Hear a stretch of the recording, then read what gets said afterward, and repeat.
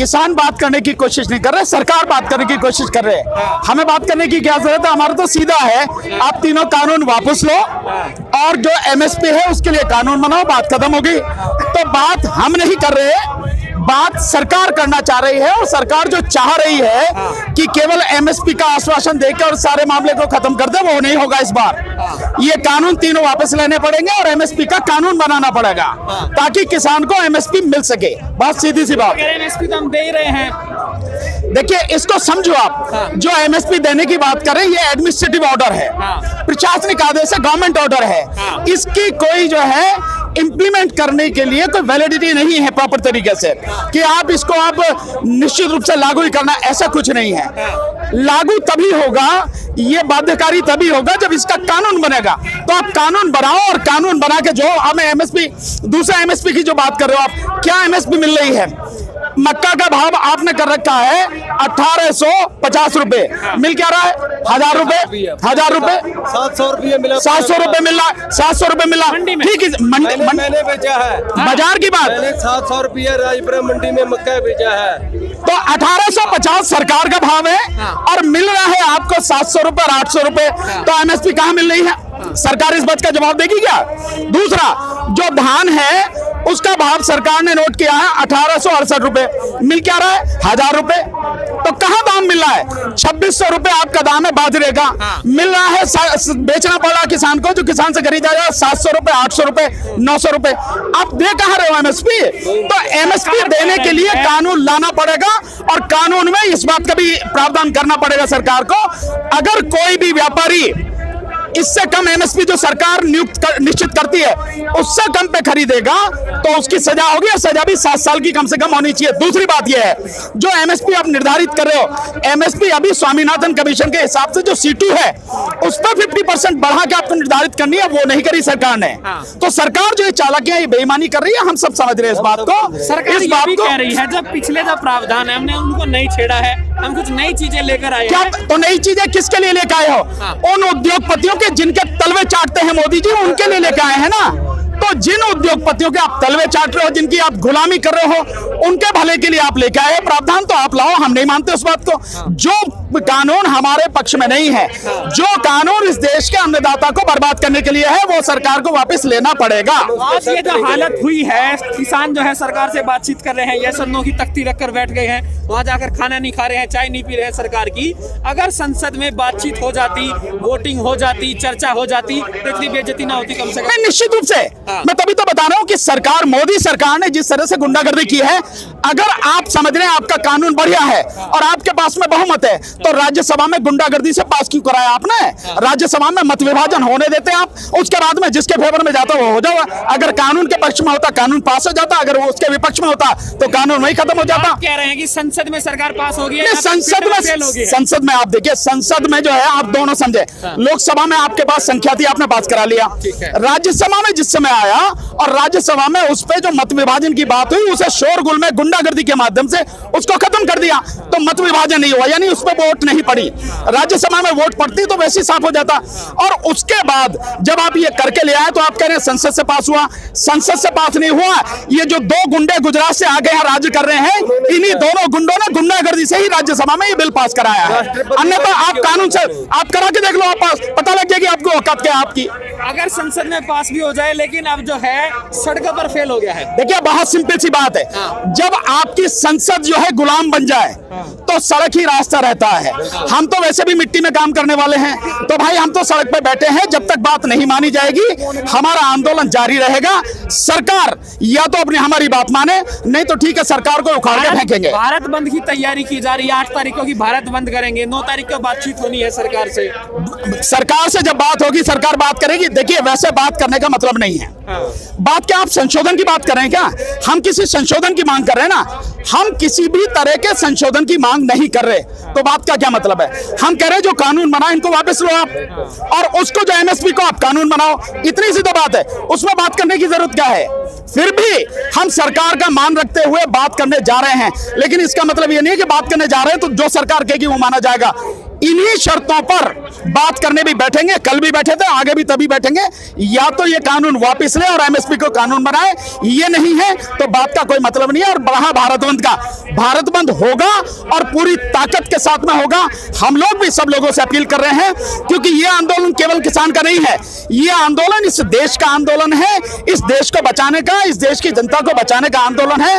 और मैं तो देखिए बहुत पहले भी कहा था, ईवीएम के विरोध में हम लगातार आंदोलन कर रहे हैं। और ईवीएम जब तक है, जब तक ये मोदी सरकार है, और मोदी सरकार जब तक है, जब तक ही इस देश में सारी गड़बड़ियां रहेंगी। इसलिए मोदी सरकार को उखाड़ के फेंकना सबसे पहला उद्देश्य होना चाहिए। हम लोग उसी के लिए काम कर रहे हैं लगातार। आपको क्या लग रहा है इस बार का जो आंदोलन है, जिस तरीके से विरोध हो रहा है, ऐसा पहली बार हो रहा है मोदी सरकार में इतना बड़ा विरोध का सामना करना पड़ रहा है मोदी जी? अरुण जी, मेरी बात नहीं, आप पूरे यहाँ से लेकर वहां तक जाके देखिए, 20 किलोमीटर तक सारे किसान भाई रोड पे हैं। सरकार को शर्म आनी चाहिए, लेकिन ये तो बेशर्म सरकार है, बेईमान सरकार है, बेरहम सरकार। यहाँ से वहां तक, और आप उधर टिकरी बॉर्डर पे चले जाइए, चारों तरफ जब किसान बैठा है तो हम लोग इस बात को तय करके बैठे हैं कि ये लड़ाई आर पार की। अभी नारा भी सुना आपने कि अब की बार क्या बात है, अब की बार आर पार। ये बिल्कुल आर पार की। आर पार ये तब भी हो जाता अगर ये कोरोना का संकट नहीं होता, सीए एनआरसी का जो आंदोलन चल रहा था, हम तभी 4 महीने में इसके घुटने तोड़ देते। लेकिन अफसोस कि कोरोना आ गया और ये सारा मामला गड़बड़ हो गया। पर अब जो किसान मैदान में आया है, तो किसान है ये कोई दलाल नहीं है, ये कोई मतलब किराए पे लाई हुई भीड़ नहीं है। ये अपनी इच्छा से अपनी लड़ाई लड़ने, अपना संघर्ष करने के लिए आए हैं। और ये जब ही जाएंगे जब इनकी मांग मारी जाएगी, नहीं तो नहीं जाएंगे। बहुत सिंपल। बात जो है, लग रहा है कि जो मोदी सरकार है पहला किसानों से पड़ गया, अब की बार हिंदू मुस्लिम में नहीं बट पा। हाँ, निश्चित रूप से। अगर देखिए, सीए के आंदोलन में ये जरूर वो उसमें करने की कोशिश करते रहे कि ये आंदोलन हिंदू मुस्लिम का है और मुस्लिमों के विरोध में है या इसके विरोध में, वो सब, लेकिन ये आंदोलन किसानों का है। और आप यहां से वहां तक देख रहे होंगे, हर जाति, हर धर्म का किसान, वो किसान यहाँ मैदान में आंदोलन में है। तो यहाँ उनका हिंदू मुस्लिम नहीं चलेगा। हिंदू मुस्लिम के अलावा बीजेपी के पास कोई राजनीति तो है नहीं। ये भी है सर, क्योंकि जो सरकार है, जो बीजेपी है, किसान हितैषी होने का दावा करती है, कह रहे भाई हम जो है, सुन लीजिए, कि किसानों की जो है आय दोगुनी कर देंगे, तमाम वायदे किए जा रहे हैं, ये वो सब। लेकिन किसानों से बड़ा वोट बैंक कोई नहीं है इस देश में। क्या किसानों को नाराज किया जा सकता है? नहीं, नाराज, देखिए एक चीज आप समझिए, इस और ये सबको समझना चाहिए, किसानों को भी समझना चाहिए। आपके माध्यम से मैं सारे देश को ये बात बताना चाहता हूँ, इस सरकार को, अगर हम लोग इस भ्रम में हैं कि हमारी वोटों की जरूरत है, इस सरकार को किसी के वोटों की जरूरत नहीं है। ये सरकार ईवीएम के माध्यम से वोटों को लूट के जीतती आई है। अभी आपने देखा है कि महाराष्ट्र में विधान परिषद का चुनाव हुआ, औंधे-मुंगरी 6 में से 5 सीटें, और ये वो सीटें हार गए जो नागपुर में इनका गढ़ है आरएसएस का, और जहां का नितिन गडकरी इनका केंद्रीय मंत्री है, जहां का जो है इनका वो मुख्यमंत्री भी रहा, वो वहां उस सीट को ये हार गए हैं, सबसे मजबूत सीट जो इनकी है। तो आप ये समझिए कि 55 साल की जो सीट इनकी थी वो उड़ गई। क्यों उड़ गई? क्योंकि वहां पर जो चुनाव हुआ वो बैलेट पेपर से हुआ। तो बैलेट पेपर से जिस दिन चुनाव इस देश में शुरू हो जाएगा, ये सरकार जड़ से साफ हो जाएगी। इस देश में 20% से ज्यादा लोग बीजेपी के पास नहीं है, बीजेपी के साथ नहीं है। 80% लोग इस देश का बीजेपी के विरोध में है, और वो इस बात को जानते हैं। इसीलिए ईवीएम को वो हटा नहीं रहे हैं। जिस दिन ईवीएम हट गई, बीजेपी का पता नहीं लगेगा, ताश के पत्तों की तरह बिखर जाएगी। अगर सरकार रास्ता बहुत सीधा है। मैंने इसी मंच से, मैं 2 दिन पहले आया था, इसी मंच से कहा था, इस आंदोलन में आप ईवीएम के मुद्दे को भी शामिल कीजिए। सही बात है। अगर आप जिस मुद्दे के लिए लड़ रहे हैं, ये मुद्दा आपका हल भी हो जाए, और हल हो जाएगा। मेरी बात सुनिए, आपका मुद्दा हल भी हो जाए, उसके बावजूद भी बीजेपी बनी रहेगी। और जब तक बीजेपी बनी रहेगी, इस देश में समस्याएं बनी रहेंगी। तो समस्या कानून नहीं है, समस्या है बीजेपी। इसलिए बीजेपी को जड़ से उखाड़ के फेंकना सबसे पहली हम सबकी प्राथमिकता होनी चाहिए। रही ईवीएम की बात, ईवीएम के लिए हम सबको, मैंने पहले भी कहा था, ईवीएम को इस मुद्दे में शामिल हमें करना चाहिए। इसका मतलब पंजाब में आप जीत गए, पंजाब में बीजेपी हार गई, इसका मतलब ये नहीं कि ईवीएम में गड़बड़ी नहीं है। आप लड़ किससे रहे? केंद्र सरकार से। और केंद्र में बने रहने के लिए वो सारे काम करती है।